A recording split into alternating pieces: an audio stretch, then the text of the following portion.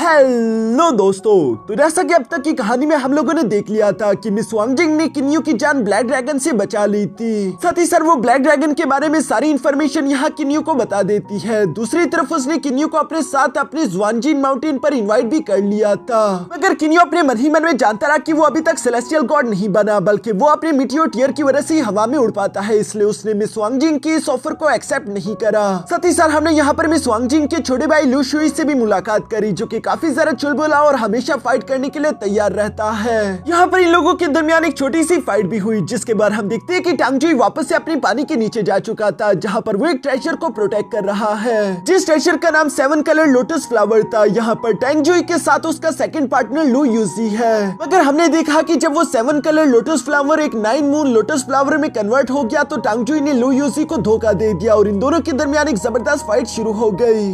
अब आगे तो नेक्स्ट एपिसोड की शुरुआत यहाँ बिल्कुल उसी सीन से शुरू होती है, जहाँ टांगजुई और लू यूजी के दरमियान एक जबरदस्त फाइट शुरू हो चुकी थी। लू यूजी पीछे की तरफ हटते हुए कहता है कि टांगजुई, तुम बहुत बड़े कमीने और एक गद्दार इंसान हो। मैं जानता रहा कि तुम कभी भी मुझे यहाँ से जिंदा जाने ही नहीं देना चाहते थे, इसलिए अब मुझसे भी कोई रहम की उम्मीद मत करना। जो कहती हम देखते हैं कि लू यूजी ने अपने ग्लव्स को एक्टिवेट कर लिया। असल में यही ग्लव्स उसके सेलेस्टियल वेपन थे, जिसके डिफेंस काफी स्ट्रॉन्ग था। दूसरी तरफ टांगजुई के पास भी ये लो ग्रेड का सेलेस्टियल स्पीयर था, जिसका इस्तेमाल करते वो यहाँ पर लू यूजी के साथ जबरदस्त फाइट लड़ रहा है। इन दोनों के दरमियान ये फाइट लगातार यूं ही काफी देर तक चलती रही, जिसे दूर से किन्यू भी देख रहा था। तभी अचानक हम देखते हैं कि टांगजुई ने वहां पर अपने कुछ क्लोन्स क्रिएट कर दिए, जिन्हें वो फौरन से लू यूजी पर हमला करवाते हुए अचानक से सेल्फ डिस्ट्रक्ट करवा लेता है। लेकिन दूसरी तरफ इस ब्लास्ट का इफेक्ट खत्म होने के बाद हम देखते हैं कि लू यूजी तो जोर जोर से हंस रहा था। वो टांगजुई से कहता है कि तुमने क्या सोचा था कि अपने 2 क्लोन को एक्सप्लोड करके तुम मुझे जान से मार सकते हो, तो ऐसा नहीं होने वाला। जिस पर टांगजुई जवाब देते हुए कहता है कि हाँ बेशक तुम मरे नहीं, लेकिन सीरियसली इंजर्ड तो हो चुके हो। अब तुम्हारा डिफेंस किसी काम का नहीं और जल्दी मैं तुम्हें जान से मार देने वाला हूँ। ये कहते ही टांगजुई ने अपने स्पीयर लेकर यहाँ लू यूजी पर हमला करने की कोशिश की, पर तभी अचानक हम देखते हैं कि दूसरी तरफ लू यूजी ने भी खुद की सोल को बंद करते हुए अचानक वहां पर एक चेन टेक्निक क्रिएट कर ली थी, जिसका इस्तेमाल करते हुए टांगजुई को उसमें जकड़ चुका। और साथ ही साथ वो टांगजुई से कहता है कि अगर मरना ही है तो हम दोनों साथ मरेंगे। लेकिन टांगजुई बेशक ही ऐसा नहीं चाहता था। एक बार फिर से उसने वही पुरानी क्लोन वाली टेक्निक चली, जहाँ वो अपने क्लोन्स को क्रिएट करते हुए फौरन से लू यूजी की तरफ भेजकर सेल्फ डिस्ट्रक्ट कर चुका। क्योंकि ये ब्लास्ट पहले वाले से ज्यादा बड़ा और खतरनाक था, तो इसी ब्लास्ट के कारण लू यूजी आखिरकार मारा गया और उसके ग्लव्स नीचे की तरफ बच चुके थे, जिसे टांगजुई ने खुशी खुशी अपने पास रख लिया था। और वो धीरे धीरे से 9 मून लोटस फ्लावर की तरफ बढ़ते उसे एब्सॉर्ब करने लगा। तभी अचानक हम देखते हैं कि इसी मौके का इस्तेमाल करते हुए किन्यू फौरन से पीछे आकर अपने सेलेस्टियल स्पीयर को उसकी बॉडी में गुंसा देता है। मगर ये टांगजुई की रियल बॉडी नहीं बल्कि क्लोन बॉडी थी, और उसकी रियल बॉडी तो सामने की तरफ मौजूद है, जो कि पहले से महसूस कर चुका था कि यहाँ पर कोई और भी जरूर होगा। वो किन्यू की तरफ देखते हुए कहता है कि किन्यू तुम्हें यहाँ पर नहीं आना चाहिए था। जो कहते हैं उसने अपने 2 और क्लोन्स के साथ मिलकर फौरन से किन्यू पर हमला करना शुरू कर दिया। जिस हमले को डॉज करते हुए किन्यू पीछे की तरफ जंप कर देता है। हम देखते हैं कि टांगजुई यहाँ पर किन्यू के हाई ग्रेड सेलेस्टियल स्पीयर से काफी ज्यादा घबरा रहा था, और उसकी घबराहट की वजह बिल्कुल ठीक थी, क्योंकि किन्यू ने अपने सेलेस्टियल स्पीयर का इस्तेमाल करते हुए फौरन से यहाँ पर टांगजुई पर हमला करते हुए उसके एक और क्लोन को भी खत्म कर दिया। जिसके बाद बाकी के 2 क्लोन वहाँ से जान बचाकर भागने लगे। किन्यू को समझ तो आ गया था कि इन दोनों में से कोई ना कोई एक रियल बॉडी होगी, इसलिए वो तीसरे के साथ एक को फॉलो करते हुए फौरन अपने स्पीयर से मारते हुए कहता है कि आखिर तुम्हें भागने की इतनी भी जल्दी क्या है। मगर किन्यू ने जिसको मारा वो भी एक क्लोन था और रियल बॉडी यहाँ से दूर जा चुकी है, इसलिए किन्यू फौरन आसपास की जगह को स्कैन करते हुए टांगजुई की रियल बॉडी को ढूंढने लगा। मगर टांगजुई किन्यू को नहीं मिल पाता, क्योंकि वो उसके सर्च डोमेन से बाहर जा चुका था। इसलिए किन्यू उस 9 मून लोटस फ्लावर को एब्सॉर्ब करते हुए अपने साथ अपनी जैंगलिन रेल्म ले आता है, जहाँ पर ये 9 मून लोटस फ्लावर साइज में और भी ज्यादा बड़ा हो चुका था, और किन्यू इसका इस्तेमाल करते हुए कई सारे क्लोन्स बना सकता है। साथ ही साथ किन्यू से देखते हुए बता रहा था कि ये एक हाई ग्रेड डिवाइन वेपन से भी ज्यादा कीमती होगा, और इसे और ज्यादा करामत बनाने के लिए हम देखते हैं कि किन्यू ने अपने पास से एक गोल्डन बॉल बाहर निकाल ली थी, जो कि किन्यू को बहुत अरसे पहले मिली है। और हम देखते हैं कि किन्यू ने उसे इस 9 मून लोटस फ्लावर के साथ मर्ज करना शुरू कर दिया, जो दोनों ही आर्टिफैक्ट एक दूसरे के साथ 100% कंपैटिबिलिटी दिखा रहे थे। जिस पर बटलर फू किन्यू को बताता है कि तुम्हें ये गोल्डन बॉल पानी के नीचे मिली थी, जिसके अंदर वाटर और आइस की एबिलिटीज है, और लोटस फ्लावर को ग्रो होने के लिए भी वाटर एंड आइस एबिलिटीज की जरूरत होती है। तो ये दोनों इसलिए एक दूसरे के साथ इतनी ज्यादा कंपैटिबिलिटी दिखा रहे थे। यहाँ ये सारी बातें करने के बाद किन्यू परेशान होते हुए कहता है कि अगर मैंने ये आर्टिफैक्ट तैयार भी कर लिया तब भी मैं इसे एब्सॉर्ब नहीं कर पाऊंगा, क्योंकि मैं अभी तक सेलेस्टियल गॉड रेल्म में ब्रेक थ्रू नहीं कर पाया हूँ। जो सुनकर बटलर फू किन्यू को समझाते हुए कहता है कि क्या तुम जानते हो कि इस पूरी की पूरी डिवाइन रेल्म में ऐसे कई मिलियन लोग हैं जो कि सेलेस्टियल गॉड रेल्म में ब्रेक थ्रू नहीं कर पाए, और तुम्हें तो अभी इतना सारा अरसा भी नहीं हुआ, इसलिए खुद पर भरोसा रखो, एक न एक दिन लेकिन तुम इसमें यकीनन कामयाब हो जाओगे। जो सारी बातें सुनकर किन्यो जवाब देते हुए कहता है कि हाँ, आपने सही कहा, मैं ऑलरेडी 3rd लेवल के फॉर्मेशंस को बनाना सीख चुका हूँ, अब मुझे लेवल 4 के फॉर्मेशन बनाना सीखना चाहिए। एक बार मैं इसमें कामयाब हो जाऊँ उसके बाद मैं अपना लेवल ब्रेक थ्रू करने पर ध्यान दूंगा। यह लेवल ब्रेक थ्रू का सुनकर अचानक बटलर फू को सेबल के बारे में याद आ गया था, जिसके बारे में वो किन्यो को बताता है कि वो कई वक्त से कल्टीवेशन करते हुए पता नहीं एक अजीब से स्टेट में इंटर हो गया, जो स्टेट पता नहीं उसके लिए ठीक भी है या नहीं। किन्यो यहाँ पर बटलर फू की बातें सुनते हुए फौरन सेबल से मिलने के लिए यहाँ से रवाना हो जाता है। सेबल जो कि जैंगलिन आर्टिफैक्ट के 2nd फ्लोर पर मौजूद था, यहाँ पर उसकी बॉडी से काफी ज्यादा अजीब ऑरा अनलीश हो रहा था, साथ ही साथ उसकी स्पेयर टेक्निक बहुत ही ज्यादा डेंजरस हो चुकी थी। किन्यो भी यहाँ पर सेबल को सिर्फ कुछ ही देर तक देखते ही समझ गया था कि उसके स्पेयर अटैक काफी ज्यादा तेज हो चुके हैं, जबकि दूसरी तरफ बटलर फू किन्यो को बता रहा था कि सेबल पिछले 10,000 साल से लगातार कल्टीवेशन प्रैक्टिस कर रहा है, उसने बहुत ही ज्यादा इंटेंस ट्रेनिंग करी, लेकिन ये उसके लिए ठीक रहेगा या नहीं, बटलर फू इसी बात को लेकर परेशान हो रहे थे। इसलिए किन्यो खुद सेबल के पास आते हुए उससे कहता है कि मुझे तुम्हारी स्पेयर टेक्निक्स को देखना है। जो कहती है किन्यो ने भी अपने हाई ग्रेड सेलेस्टियल स्पेयर को बाहर निकाल लिया था। ये सुनकर सेबल भी किन्यो के साथ फाइट करने के लिए फौरन अपने क्लाउड पियर्सिंग स्पेयर को लेकर तेजी के साथ आगे की तरफ बढ़ते हुए किन्यो पर हमला करने लगा। और यहाँ इस फाइट के दौरान किन्यो को देखने को मिलता है कि सेबल पूरी तरीके से स्टेबल है और उल्टा उसकी पावर भी पहले से बढ़ चुकी, यानी कि कुछ भी बुरा नहीं था। इसलिए वो सेबल से कहता है कि तुम तो मुझसे भी ताकतवर हो चुके हो, चलो इसी तरह ट्रेनिंग करते रहो, तुम्हें कोई भी नहीं रोकेगा। इवन कि किन्यो बटलर फू को भी बताता है कि तुम सेबल के लिए परेशान मत हो, वो बिल्कुल ठीक है, बल्कि परेशान तो मुझे होना चाहिए क्योंकि सेबल मुझसे आगे निकल गया है। मुझे भी जल्द से जल्द 4th लेवल का फॉर्मेशन मास्टर बनना होगा, मैं अपने भाइयों से पीछे नहीं रह सकता। जो कहने के बाद किन्यो भी अपने हरी स्पेस के अंदर आ गया था। यहाँ पर कल्टीवेशन करते उसे कई साल गुजर गए थे और वो लगातार ओशियन ऑफ फॉर्मेशंस का इस्तेमाल करते हुए कई सारे फॉर्मेशंस को एक साथ मर्ज करता रहा, जो सब कई अरसे तक करने के बाद हम देखते हैं कि आखिरकार किन्यो ने वहाँ पर एक लेवल 4 की परफेक्ट फॉर्मेशन क्रिएट कर दी थी, जिसका सीधा सीधा मतलब कि किन्यो एक लेवल 4 का फॉर्मेशन मास्टर बन चुका है। हम देखते हैं कि बटलर फू भी किन्यो के पास आकर उसे इसी बात के लिए कांग्रेचुलेट करने लगा, मगर किन्यो को लग रहा था कि एक लेवल 4 का फॉर्मेशन मास्टर बनने के लिए उसे पूरे 1000 साल लगा दिए, यानी कि वो काफी सारा स्लो है। इसलिए वो बटलर फू से सवाल करते हुए पूछता है कि मास्टर चिमी को लेवल 4 तक पहुंचने में कितना समय लगा था, जिस पर बटलर फू कहता है कि तुम खुद को अंडर एस्टिमेट कर रही हो, तुम्हें ऐसा नहीं सोचना चाहिए क्योंकि आज से पहले मैंने तुम जैसा फास्ट लर्नर कभी देखा ही नहीं।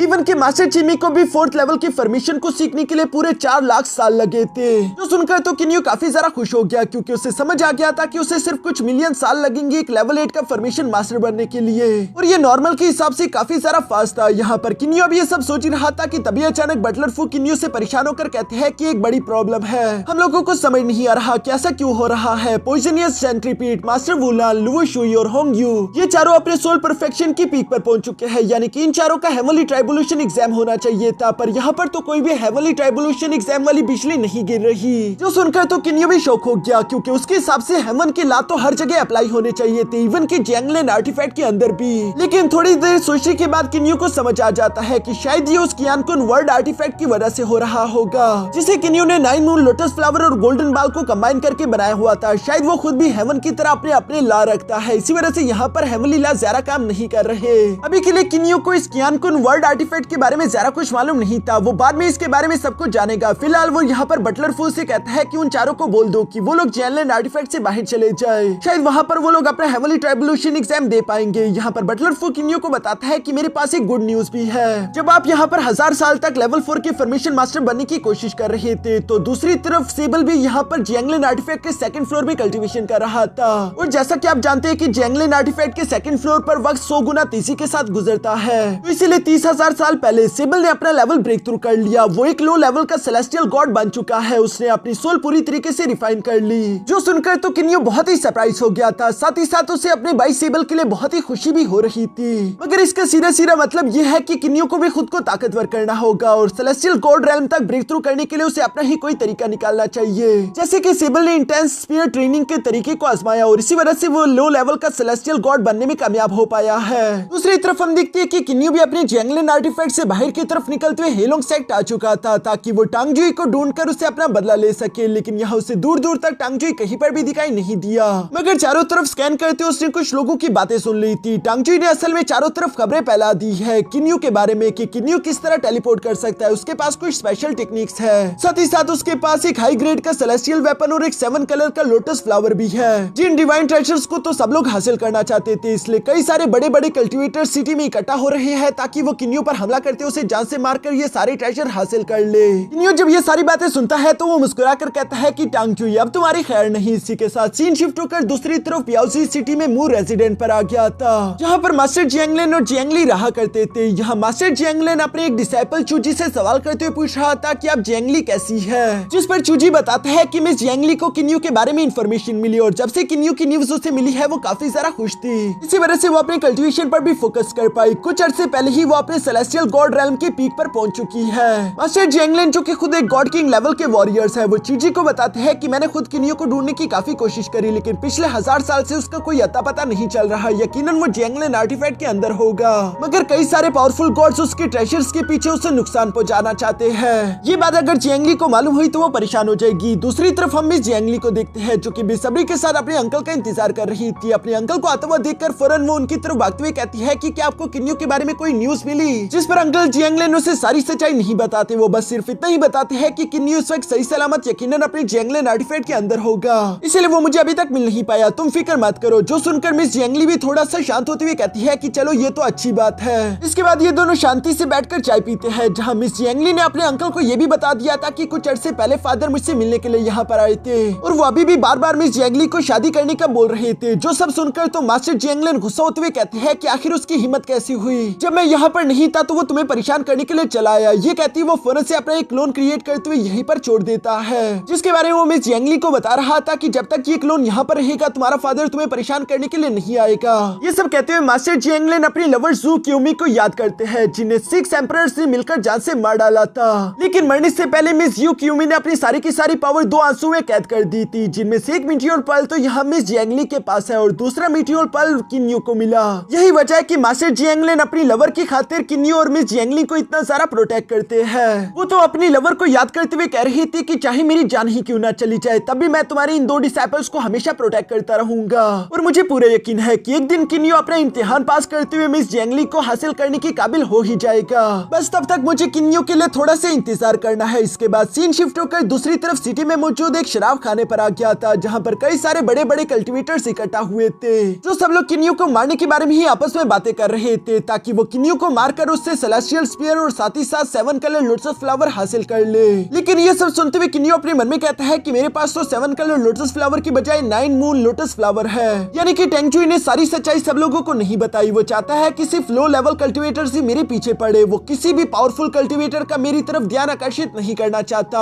वरना टांग चुई खुद भी इन ट्रेजर से हाथ धो बैठेगा। वो सिर्फ चाहता है कि ये लो लेवल कल्टीवेटर मुझे कमजोर कर दे और टांग चुई आकर मुझे जान से मार डाले। तभी अचानक किन्यू को पीछे की तरफ उन लोगों की बातें सुनाई देती है जो कि किन्यू के स्पेशल टेलीपोर्टेशन टेक्निक के बारे में बातें कर रहे थे, क्योंकि इस जगह में टेलीपोर्टेशन तो सिर्फ एक गॉड किंग लेवल के वॉरियर्स ही कर सकते हैं। इसलिए सबके सब दिल ही दिल में किन्यू की तारीफ भी कर रहे थे कि किन्यू वाकई में काफी ज्यादा महान है, हम उसे अंडर एस्टिमेट भी नहीं कर सकते, हमें फुल प्लानिंग के साथ उसे मारने के लिए जाना होगा। यहाँ जब ये लोग इसी तरह की बातें कर रहे थे तभी अचानक वहाँ पर 2 ट्विन ब्रदर होटल में इंटर हो जाते हैं, जिनका नाम वू गैंग और वू लियू था। ये दोनों बेशक लो लेवल के सेलेस्टियल गॉड थे, लेकिन जब ये दोनों मिलकर फाइट करते हैं तो एक मिडिल लेवल सेलेस्टियल गॉड भी इनके सामने टिक नहीं पाता। साथ ही साथ ये बात काफी फेमस है कि ये दोनों बहुत ही जालिम है, इसलिए सब लोग इन्हें देखकर घबराने लगे। साथ ही साथ हम देखते हैं कि उन दोनों भाइयों ने यहाँ पर होटल के फर्स्ट क्लास रूम मांगे, जिस पर होटल की सर्वेंट बताती है कि आप प्लीज फर्स्ट क्लास को छोड़कर सेकंड क्लास में रूम ले लो, क्योंकि फर्स्ट क्लास में सिर्फ 3 रूम है और तीनों रूम्स को एक आदमी ने बुक कर लिया, जिसके साथ 2 गार्ड्स भी यहाँ पर आए हुए हैं। और अगर मैं आपको बताऊं तो उनके गार्ड ही सिर्फ मिडिल लेवल के सेलेस्टियल गॉड है, तो सोचो कि वो लीडर कितना पावरफुल होगा। ये सुनकर तो सब लोग घबरा गए, इवन कि ये दोनों ट्विन ब्रदर भी सेकंड क्लास में रूम लेने के लिए तैयार हो जाते हैं। साथ ही साथ ये लोग डिस्कस करते हुए बातें कर रहे थे कि किन्यू को मारने के लिए यहाँ पर कई सारे पावरफुल कल्टीवेटर खींचे चले आ रहे हैं। इससे पहले कि वो लोग किन्यू को मारकर सारे ट्रेजर हासिल कर ले, हमें जल्द से जल्द मिनी माउंटेन पर जाते हुए किन्यू को मारना होगा, जिस पर ये दोनों ही भाई एग्री हो चुके थे। दूसरी तरफ किन्यू ने भी ये सब कुछ सुन लिया था और वो ये भी समझ चुका था कि कितने सारे पावरफुल कल्टीवेटर उससे मारना चाहते हैं, इसलिए वो फौरन से यहाँ से रवाना हो गया अपने मिनी माउंटेन की तरफ, ताकि वो घर जाकर पहले से इन सब मेहमानों की मेहमान नवाजी करने के लिए तैयारियां कर सके। इसके बाद नेक्स्ट सीन में हम लोग यहाँ मिनी माउंटेन को देखते हैं, जहाँ पर किन्यू ने पहले से आकर चारों तरफ फॉर्मेशन बिछा दिए थे। थोड़ी देर बाद वो दोनों ट्विन ब्रदर्स भी यहाँ पर किन्यू को मारने के लिए मिनी माउंटेन पर आ जाते हैं, जहाँ गलती से वो लोग किन्यू के ट्रैपिंग फॉर्मेशन में इंटर हो गए। इस फॉर्मेशन में कदम रखते सबसे पहले ये लोग किसी तरह की इल्यूजन में फंस चुके थे, जहाँ ऐसा लग रहा था जैसे कि ये लोग एक रेत के दलदल में धंसने वाले हैं। इसलिए ये दोनों उड़ते हुए फौरन से हवा में आ गए, साथ ही साथ चिल्लाते हुए कहते हैं कि किन्यू अगर हिम्मत है तो बाहर आओ। जो सुनकर दूसरी तरफ किन्यू में जवाब देते हुए कहता है कि तुम दोनों मेरे यहाँ पर सबसे पहले मेहमान हो, इसलिए तुम लोगों की मेहमान नवाजी तो मैं खुद आकर करूंगा ही। जो कहती है किन्यू ने फौरन से अपने हाई ग्रेड के सेलेस्टियल सोर्ड को बाहर की तरफ निकालते हुए इन दोनों पर एक साथ ही हमला कर दिया, जिससे एक अटैक से दोनों इंजर्ड होते हुए जमीन पर आ गिरे। साथ ही साथ किन्यू भी यहाँ पर अपने गॉड लॉकिंग टावर को लेकर इन लोगों के सामने आ गया था, जिसे एक्टिवेट करते हुए वो कहता है कि तुम दोनों ने मिनी माउंटेन पर आने की गलती की और इसका नुकसान तो तुम लोगों को झेलना ही होगा। जो सुनकर वो दोनों तो किन्यू से घबराकर वहां से भागना चाहते थे, लेकिन चूंकि एक बार ये गॉड लॉकिंग टावर एक्टिवेट हो गया तो उसके अंदर से निकलने वाले चेन्स फौरन इन दोनों को जकड़ते हुए अंदर की तरफ खींच लेते हैं। जिस टावर के अंदर ये दोनों ही अपनी पावर्स का इस्तेमाल नहीं कर पा रहे थे क्योंकि इन दोनों की सोल को बाइंड कर दिया गया था। साथ ही साथ किन्यू यहाँ पर आकर इनसे कहता है कि तुम दोनों ने मुझे मारने का सोचा और ये बहुत बड़ी गलती है, जिसकी सजा है कि तुम लोग हमेशा मेरे गुलाम बनकर रहोगे, और अगर तुम लोगों ने मेरे खिलाफ जाने का सोचा भी तो तुम जानते हो कि तुम्हारे साथ क्या होगा। जो सुनकर वो दोनों घबरा चुके थे और वो किन्यू को अपना मास्टर मानने के लिए तैयार हो गए। इसीलिए किन्यू भी उन दोनों ट्विन ब्रदर्स को आजाद करते हुए अपने जैंगलिन आर्टिफैक्ट में भेज देता है, जहाँ पर आते हुए वो दोनों कह रहे थे कि हमारा मास्टर किन्यू तो काफी सारा ताकतवर है। इससे सोचा होगा कि हमारे मास्टर के पास इस तरह का स्पेस आर्टिफैक्ट हो सकता है जिसका इस्तेमाल करते हुए कोई भी किन्यू को नुकसान नहीं पहुंचा पाएगा। जो सुनकर वो गैंग परेशान होते हुए कहता है कि हाँ तुमने सही कहा कि किन्यू वाकई में काफी ज्यादा यूनिक है, लेकिन बस दुआ करो कि किन्यू का सामना किसी अपर रेल्म के सेलेस्टियल गॉड के साथ ना हो जाए, क्योंकि उनके सामने ये स्पेटल आर्टिफैक्ट कुछ खास काम नहीं आएंगे। ये इसलिए क्योंकि अपर रेल्म के सेलेस्टियल गॉड को भी स्पेस लाती है और वो जैंगलिन आर्टिफैक्ट का मुकाबला कर पाएंगे। और इन दोनों को किन्यू की इतनी ज्यादा फिक्र इसीलिए हो रही थी कि अगर किन्यू को कुछ हो गया तो ये दोनों भी जिंदा नहीं बच पाएंगे, क्योंकि ये किन्यू के गुलाम है। इसके बाद सीन शिफ्ट होकर वापस से उसी होटल पर आ गया। जिन सब लोगों को यहाँ उन दोनों ट्विन ब्रदर्स के बारे में मालूम हो चुका कि कैसे वो लोग मिनी माउंटेन पर जाते ही गायब हो गए। पता नहीं किन्यू ने उन लोगों के साथ क्या किया होगा, इसलिए ये सब लोग आपस में इसी बात को लेकर डिस्कस कर रहे थे। तभी अचानक इन लोगों की नजर वहाँ पर मौजूद रेड कपड़ों में एक लड़की पर पड़ गई, जो कि अपने भाई के साथ ओयांग सिटी से आई हुई थी, और इस लड़की का नाम ची होंगफेंग है। ये लड़की उसी होटल में मौजूद एक मास्टर जियानियो से जाकर मिलती है, क्योंकि मास्टर जियानियो भी एक ग्रेट फॉर्मेशन मास्टर थे, और मिस होंगफेंग मास्टर जियानियो से यही चाहती थी कि वो भी इनका साथ देते हुए किन्यू के फॉर्मेशन को तोड़ने में उनकी मदद करे। मास्टर जियानियो भी मिस होंगफेंग के साथ एग्री हो गया था और ये सब लोग फौरन से मिनी माउंटेन की तरफ रवाना हो गए, जहाँ पर हवा में हम देखते हैं कि इन तीनों को फॉलो करते हुए बाकी भी 30-40 कल्टिवेटर मिनी माउंटेन की तरफ जा रहे थे। ये सब देखते हुए टेंगजुई अपने मन में कह रहा था कि ये लोग कितने बड़े बेवकूफ हैं, इन्हें तो मालूम ही नहीं कि ये किस खतरे से पंगा ले रहे हैं। देखना तो अब ये होगा कि कितने लोग इनमें से किन्यू के स्पेयर से खुद को बचा पाएंगे। जो सब कहते हुए टेंगजुई भी उन्हें फॉलो करते हुए उनके पीछे रवाना हो गया। इसके बाद नेक्स्ट सीन हम लोगों को यहाँ मिनी माउंटेन के बाहर का दिखाया जाता है, जहाँ मास्टर जियानियो किन्यू के फॉर्मेशंस को देखते हुए सब लोगों को बताता है कि ये कितने ज्यादा खतरनाक फॉर्मेशन है, इसलिए मेरे साथ रहना वरना तुम सब लोग जान से मारे जाओगे। लेकिन कुछ लोग यहाँ पर मास्टर जियानियो पर भरोसा नहीं करते थे। उन्हें लग रहा था कि ये शायद जियानियो की चाल है, वो चाहता है कि सारे के सारे ट्रेजर उससे मिल जाए। इससे पहले कि मास्टर जियानियो उन लोगों के सामने कुछ भी साबित कर पाता, तभी अचानक किन्यू एक पोर्टल का इस्तेमाल करते हुए यहाँ बाहर की तरफ आ गया था, जिसे देखते हुए मिस होंगफेंग तो फौरन से आगे की तरफ बढ़ते हुए किन्यू के पास जाकर उससे खुद को इंट्रोड्यूस करवाते हुए बताती है कि अपने सारे के सारे ट्रेजर मेरे हवाले कर दो, उसके बाद मैं तुम्हें जिंदा छोड़ दूंगी। जो सुनकर दूसरी तरफ किन्यू हंसते हुए कहता है कि क्या सच में तुम्हें लगता है कि तुम्हें इतनी एबिलिटीज है कि तुम मुझे जान से मार सको? ये तो बहुत ही अच्छा जोक था। जो सुनकर तो यहाँ मिस होंगफेंग को काफी गुस्सा आ रहा है, लेकिन मास्टर जियानियो ने उसे आगे बढ़ने से मना किया हुआ था, इसलिए वो कुछ भी नहीं कर पा रही थी। मगर पीछे की तरफ वो लोग जो कि जियानियो पर भरोसा नहीं करते थे, वो लोग फौरन आगे की तरफ बढ़ते हुए कहते हैं कि इंतजार मत करो, किन्यू तुम्हारे सामने है, उसे जान से मार डालो। मगर जब उन लोगों ने किन्यू पर हमला करने की कोशिश की तो हमें जानने को मिलता है कि वो तो सिर्फ एक इल्यूजन था। असली किन्यू तो साइड पर खड़ा होकर एक पोर्टल को एक्टिवेट करते हुए कहता है कि अगर हिम्मत है तो मेरी फॉर्मेशन के अंदर आ जाओ, मैं तुम लोगों का इंतजार कर रहा हूँ। जो सुनकर वो फर्स्ट ग्रुप तो फौरन से किन्यू को फॉलो करते हुए उस फॉर्मेशन के अंदर इंटर हो गया,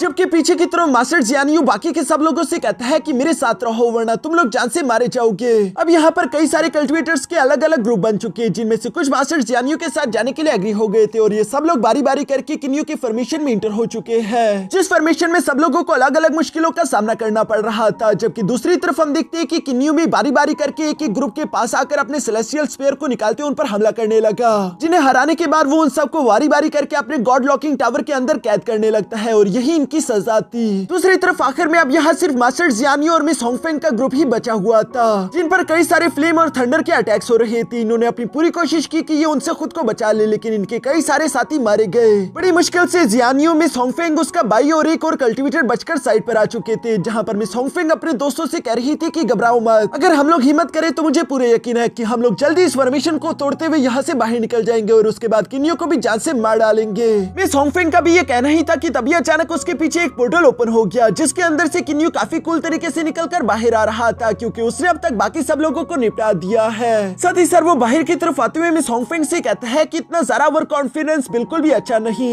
जो सुनकर तो मिस होंगफेंग को किन्यू की बात समझ नहीं आ पाती और वो फन से अपनी सोड को लेकर तेजी के साथ किन्यू पर हमला करने के लिए आगे की तरफ बढ़ने लगी। लेकिन दूसरी तरफ हम देखते हैं कि किन्यू भी अपने सेलेस्टियल वेपन का इस्तेमाल करते हुए थोड़ी देर में उसे बता चुका कि तुम्हें किन्यू से क्यों डरना चाहिए, क्योंकि किन्यू ने अपने सेलेस्टियल सोड का इस्तेमाल करते हुए उसकी सोड को ब्रेक कर दिया था। और इसी के साथ हम देखते हैं कि बाकी के सब लोग जो कि यहाँ से भागना चाहते थे, किन्यू उन्हें भी भागने नहीं देता, बल्कि वो अपने गॉड लॉकिंग आर्टिफैक्ट का इस्तेमाल करते हुए वहाँ पर मौजूद उन सब लोगों को कैद कर लेता है। इसी तरह करते करते वहाँ पर जितने भी सेलेस्टियल गॉड किन्यू को मारने के लिए आए हुए थे, किन्यू ने वहाँ पर मौजूद सब लोगों को कैद कर लिया था। और उसके बाद में वो बैठकर उन सब लोगों को रिफाइन करने लगा। जबकि साथ ही साथ किन्यू यहाँ पर कल्टिवेशन करते हुए अपने मन में कह रहा था कि मुझे जल्द से जल्द अपना लेवल ब्रेक थ्रू करना होगा। एक बार मैं सेलेस्टियल गॉड रेल्म में इंटर हो जाऊं, उसके बाद ही मैं मिस जियांगली से मिलने के लिए जा सकूंगा। जो सब कहते हुए किन्यू ने एक बार फिर से फॉर्मेशन आ रही इसके बारे में भी सीखना शुरू कर दिया था। और इसी तरह करते करते किन्यू आखिरकार लेवल 8 की फॉर्मेशन तक पहुंच गया, जिसे देखते हुए किन्यू अपने मन में कहता है कि ये लेवल 8 की फॉर्मेशन तो बिल्कुल एक अलग ही छोटी सी दुनिया है, जिसे बनाने के लिए मुझे किसी बेस की जरूरत नहीं बल्कि 5 अलग अलग एलिमेंट्स की जरूरत होगी। Metal, would, water, fire and earth, जहाँ पर मैं आइस एंड फायर, डार्कनेस और लाइट, थंडर और इस तरह की और भी कई सारे पावरफुल अटैक जनरेट कर सकता हूँ अपने दुश्मनों को पनिश करने के लिए। लेकिन इस लेवल 8 की फॉर्मेशन को सीखना इतना आसान काम भी नहीं होगा। किन्यू भी यहाँ पर ये सब सोच ही रहा था कि तभी अचानक उसे एहसास हुआ कि मिनी माउंटेन के बाहर कोई आ चुका है, जो कि कुछ सेलेस्टियल गॉड कल्टिवेटर थे। उनमें से एक लड़की अपनी बहन से सवाल करते हुए पूछ रही थी कि आखिर मिस होंगफेंग कहाँ पर गायब हो गई। कहीं ऐसा तो नहीं कि किन्यू ने उसे मार डाला, जिस पर उसकी बहन जवाब देते हुए कहती है कि तुम फिक्र मत करो, हमें कुछ नहीं होगा, क्योंकि हमारे साथ मास्टर यी गोंग और साथ ही साथ टेंग जुई भी है। इन दोनों के साथ होते हुए मुझे पूरे यकीन है कि किन्यू हमारा मुकाबला एक साथ नहीं कर पाएगा। जो सब सुनते हुए दूसरी तरफ टेंग जुई अपने मन में कह रहा था कि इन बेवकूफ को बिल्कुल भी मालूम नहीं, एक बार ये लोग किन्यू के सेलेस्टियल स्फीयर से मुलाकात कर ले, उसके बाद इन्हें खुद मालूम हो जाएगा कि इन लोगों ने किन्यू को कितना ज्यादा अंडर एस्टिमेट कर लिया है। जो सारी बातें अभी यहाँ पर चल ही रही थी कि तभी अचानक हवा में वहाँ पर एक space time crack portal open हो गया, जिसके अंदर से एक तेज आवाज आई और वो आवाज कह रही थी कि हमारे लॉर्ड यहाँ पर पधार रहे हैं, इसलिए फौरन उनके सामने झुकते उन्हें रिस्पेक्ट पेश करो। ये सुनकर मिनी माउंटेन के बाहर जितने भी सेलेस्टियल गॉड थे वो गुस्सा होने लगे कि आखिर तुम्हारी हिम्मत कैसी हुई, कौन हो तुम जो कि हमें इस तरह की हुक्म दे रहे हो। तभी अचानक हम देखते हैं कि उस पोर्टल के अंदर से 2 आदमी निकलकर बाहर आ गए, जिनका नाम जिन कोंग और जिन लोंग था। ये दोनों ही मिडिल लेवल के सेलेस्टियल गॉड थे और ये दोनों तो अभी सर्वेंट है, तो सोचो कि इनका लीडर कितना ज्यादा पावरफुल होगा, जिसका नाम मिस्टर क्यू जोंग है। उसके फ्लोटिंग आर्मर को देखकर यहाँ सब लोग ही मास्टर क्यू जोंग को पहचान गए थे और वो लोग फौरन से मास्टर क्यू जोंग को रिस्पेक्ट पेश करने लगे। इवन की टांग जुई को भी मिस्टर क्यू के सामने झुकना पड़ रहा था। साथ ही साथ वो अपने मन में कह रहा था कि आखिर इस क्यू जोंग को किसने किन्यू के बारे में बता दिया, ये यहाँ पर क्यों आ गया है। मेरा सारा के सारा प्लान चौपट हो गया, क्योंकि ये तो किन्यू को मार भी सकता है और साथ ही साथ सारे ट्रेजर अपने साथ ले जाएगा, मेरा कोई भी फायदा नहीं हो पाएगा। दूसरी तरफ किन्यू भी अपने फॉर्मेशन के अंदर से मिस्टर क्यू को देख रहा था और वो अपने मन में कहता है कि टेंग जुई इस आदमी के सामने झुक गया, कहीं ऐसा तो नहीं कि ये मिस्टर क्यू अपर रेल्म का हाई लेवल सेलेस्टियल गॉड हो। किन्यू अभी यहाँ पर ये सब सोच रहा था, जबकि बाहर की तरफ हम देखते हैं कि मिस्टर क्यू ने अपने दोनों सर्वेंट को हुक्म दिया कि आगे बढ़ो और इस फॉर्मेशन को तोड़ दो। जबकि साथ ही साथ वहाँ पर मौजूद वो बाकी के सेलेस्टियल गॉड से भी कहता है कि तुम लोग मेरा ऑर्डर मानोगे, जिसने भी मेरा ऑर्डर ना मानने की हिम्मत करी मैं उसे जान से मार डालूंगा। इसलिए सबके सब सेलेस्टियल गॉड यहाँ मास्टर क्यू के इशारों पर नाचते हुए यहाँ उस फॉर्मेशन को तोड़ने की कोशिश कर रहे थे, जहाँ उन दोनों सर्वेंट्स ने अपनी पूरी जान लगा दी थी, लेकिन वो किन्यू के फॉर्मेशन को नहीं तोड़ पा रहे। इसलिए वो मिस्टर क्यू से सवाल करते हुए कहते हैं कि प्लीज आप ही हमारी मदद करिए, क्योंकि हम लोग ये काम नहीं कर पा रहे। जो सुनकर मिस्टर क्यू सामने की तरफ आकर यहाँ पर अपने पंखे का इस्तेमाल करते हुए एक जोरदार स्लैश लगा देता है और चूंकि मिस्टर क्यू को यहाँ का स्पेस ला आता था, तो इसलिए उसके अटैक से space time crack portal open हो गए थे, जो कि किन्यू के फॉर्मेशन को तोड़ते हुए फौरन से अपने अंदर खींच लेते हैं। यहाँ सिर्फ एक ही सेकंड के अंदर मिस्टर क्यू ने किन्यू के इस पावरफुल फॉर्मेशन को ब्रेक कर दिया था, जो देखकर तो किन्यू भी सरप्राइज हो गया। दूसरी तरफ मिस्टर क्यू की नजर किन्यू पर पड़ गई थी, जिसे पकड़ने के लिए वो फौरन उस पर एक सोल अटैक कर देता है। ये देखकर किन्यू खुद को कैसे तैसे संभालते हुए अपने जेंगलिन आर्टिफैक्ट के अंदर जाना चाहता था, जिसके लिए उसने जैसे ही पोर्टल ओपन किया तभी अचानक हम देखते हैं कि दूसरी तरफ मिस्टर क्यू ने भी अपने स्पेस लॉक का इस्तेमाल करते हुए किन्यू पर हमला कर दिया था, जिसकी वजह से किन्यू अपने जेंगलिन आर्टिफैक्ट के अंदर नहीं जा पा रहा। यहाँ पर मिस्टर क्यू किन्यू से कहता है कि चलो मेरे सामने आ जाओ, क्योंकि तुम्हारे स्पेटल आर्टिफैक्ट मेरे स्पेस लॉक के सामने कुछ भी काम नहीं आने वाले। जो सारी बातें दूसरी तरफ किन्यू भी सुन रहा था और वो अपने मन में सोचता है कि अगर मुझे मिस्टर क्यू को हराना है तो मुझे एक लेवल 8 की फॉर्मेशन बनानी ही होगी, क्योंकि लेवल 8 की फॉर्मेशन अपने आप में ही एक छोटी सी दुनिया होती है, जिस दुनिया के स्पेस लॉ भी अलग होंगे, बिल्कुल किन्यू के कियानकुन वर्ल्ड आर्टिफैक्ट की तरह। यहाँ पर चूंकि लाइफ एंड डेथ सिचुएशन थी, इसलिए किन्यू अपना सारा के सारा फोकस इसी लेवल 8 की फॉर्मेशन पर लगा चुका, जिस वजह से थोड़ी देर की कोशिशों के बाद ही हम देखते हैं कि अचानक से किन्यू ने वहाँ पर लेवल 8 की फॉर्मेशन एक्टिवेट कर दी थी, जहाँ चारों तरफ एक छोटी सी दुनिया क्रिएट हो जाती है। मिस्टर क्यू और उसके सारे साथी इस छोटी सी दुनिया में कैद हो गए थे, जहाँ पर हम देखते हैं कि जिन कोंग ने अपने एक अटैक का इस्तेमाल करते वहाँ पर एक space time crack portal open करने की कोशिश करी, लेकिन वो ऐसा कर नहीं पाता। इसलिए वो परेशान होते हुए मास्टर क्यू को बताता है कि ये कोई इल्यूजन नहीं बल्कि सचमुच की एक दुनिया है। जो सुनकर दूसरी तरफ मिस्टर क्यू ने भी अपने स्पेस लॉ का इस्तेमाल करते वहाँ पर कोई space time crack portal open करने की कोशिश करे ताकि वो खुद को यहाँ से बचा सके, लेकिन उसके स्पेस लॉ यहाँ पर काम नहीं आ रहे थे। जो देखकर वो परेशान होते हुए कहता है कि आखिर ऐसा कैसे हो गया, किन्यू खुद के ही स्पेस लॉ कैसे क्रिएट कर सकता है, ये तो बिल्कुल इम्पॉसिबल है, क्योंकि खुद के स्पेस लॉ क्रिएट करने की पावर सिर्फ एक गॉड किंग लेवल के कल्टिवेटर के पास ही हो पाएगी। दूसरी तरफ किन्यू जो कि यहाँ उस फॉर्मेशन के बाहर इंतजार कर रहा था, अब उसके सारे के सारे डाउट क्लियर हो चुके हैं। उसे समझ आ गया कि अल्टीमेट कल्टीवेशन का सिर्फ एक ही रास्ता है, जिसे तुम लॉ ऑफ स्पेस के नाम से भी जान सकते हो। जिसने भी लॉ ऑफ स्पेस को पूरी तरीके से मास्टर कर लिया वही असली कल्टीवेटर होगा। किन्यू को अब यहाँ पर सारी की सारी मिस्ट्री समझ आ चुकी थी कि क्यों मास्टर जियांगलिन इतनी आसानी के साथ स्पेस को कंट्रोल कर सकते हैं, क्योंकि चारों तरफ हर जगह सिर्फ एक ही स्पेस लॉ इस्तेमाल होगा, चाहे वो मोर्टल वर्ल्ड हो या फिर डिवाइन रेल्म। ये सब कुछ कंबाइन होकर एक बहुत बड़ा कंप्लीट यूनिवर्स बन जाता है, जहाँ चारों तरफ एक तरह का स्पेस लॉ होगा जिसे तुम हर जगह इस्तेमाल कर सकते हो। लेकिन मेरे लेवल 8 के फॉर्मेशन के अंदर ऐसा बिल्कुल भी नहीं। वहाँ पर कियानकुन वर्ल्ड आर्टिफैक्ट ट्रेजर का स्पेस लॉ इस्तेमाल हो रहा है, यानी कि किन्यू के लेवल 8, लेवल 9 या फिर लेवल 10 के फॉर्मेशन के अंदर कई सारे बड़े बड़े कल्टीवेटर भी अपने स्पेस लॉ को इस्तेमाल नहीं कर पाएंगे।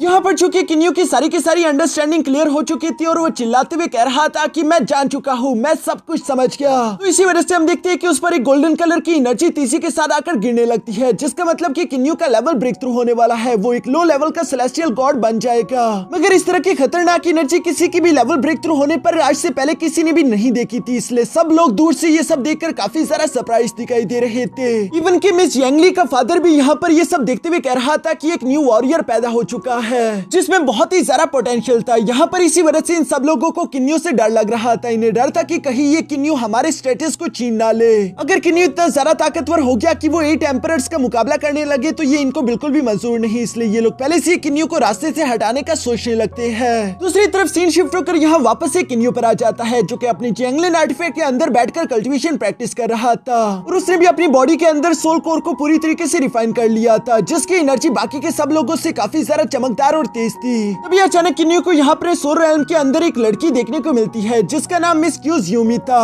वो किन्यू को बताती है चूंकि अब तुम एक सेलेस्टियल गॉड बन चुके हो तो वक्त आ गया कि मैं तुम्हें अपनी सारी सच्चाई बता दूं। मैं इस अपर रेल्म में एक टाइम पर गॉडेस ऑफ लाइफ के नाम से जानी जाती थी। गॉड किंग लेवल पर होने के बावजूद भी 8 एम्परर्स ने मिलकर मेरे खिलाफ साजिश करते हुए मुझे जान से मार डाला। जहाँ मरने से पहले मैंने अपनी सारी की सारी एनर्जी 2 आंसुओं के बूंदों में कन्वर्ट कर दी और उनमें से एक मीटियोर टीयर तुम्हें मिल गया, दूसरा मिस जियांगली को। किन्यू भी यहाँ पर मिस क्यूज यूमी की सारी सच्चाई सुनने के बाद उनसे कहता है कि आप तो मास्टर जियांगलिन की लवर होना, वो आपको लेकर बहुत ही ज्यादा परेशान रहते हैं। जिस पर मिस क्यूज यूमी जवाब देते हुए कहती है कि मैं अब सिर्फ एक कॉन्शियस बची हूँ जो कि जल्दी खत्म हो जाएगी। मैं तुम लोगों को और ज्यादा परेशान नहीं कर सकती। अब तुम दोनों मेरे डिसाइपल हो और मैं नहीं चाहती कि तुम लोग मेरी मौत का बदला लो। मैं बस सिर्फ इतना ही चाहती हूँ कि तुम दोनों एक खुशहाल जिंदगी गुजारो। यहाँ पर ये सब कहने के बाद मिस क्यूज यूमी की कॉन्शियसनेस वहाँ से गायब हो गई। जो सब सुनकर किन्यू की आंखों में भी आंसू आ चुके थे। वो मिस क्यूज यूमी से कहता है कि आप फिक्र ना करें, मैं कभी भी जियांगली का साथ नहीं छोड़ूंगा। इसके बाद हम देखते हैं कि किन्यू यहाँ पर खुद की एनर्जी को देखते हुए खुश होते हुए कह रहा था कि मैं अब एक लो लेवल का सेलेस्टियल गॉड बन चुका हूँ। साथ ही साथ लेवल 8 के फॉर्मेशन को बनाने की वजह से किन्यू एक ग्रेट ग्रैंड फॉर्मेशन मास्टर भी बन चुका था। इसके अलावा किन्यू का स्टीलर ट्रांसफॉर्मेशन लेवल भी ब्रेक थ्रू हो गया। वो यूनिवर्स रेल्म के ग्रोविंग स्टेज में इंटर हो चुका है। जो सारी खुशियां एक साथ मिलने की वजह से किन्यू की ताकत काफी ज्यादा इंक्रीज हो चुकी थी, इसलिए वो खुश होते हुए कह रहा था कि अब तो मैं इस जियांगलिन आर्टिफैक्ट के 3rd लेयर को भी अनलॉक कर सकता हूँ। मगर ये करने से पहले मैंने जिन सेलेस्टियल गॉड को कैद करके रखा हुआ था पहले मैं उन्हें जाकर देखा हूँ। ये कहते हैं किन्यू वहां की तरफ रवाना हो गया और यहाँ इसी सीन के साथ हमारा ये एपिसोड यहीं पर खत्म हो जाता है।